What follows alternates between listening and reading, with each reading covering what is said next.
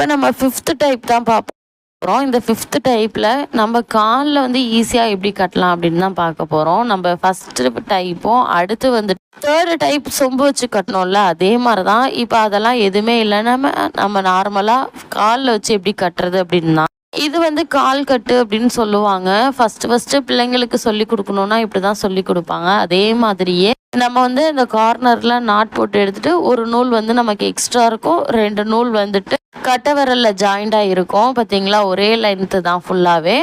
இப்போ என்ன பண்ண போகிறோன்னா, நம்ம ஃபஸ்ட்டு மெத்தடும் 3rd மெத்தடும் எப்படி செஞ்சோமோ, லெஃப்ட் சைடு ஒரு பூ, ரைட் சைடு ஒரு பூ, அதே தான் கான்செப்ட்டு. 2 சைடும் வச்சு நம்ம நாட் போட போகிறோம்.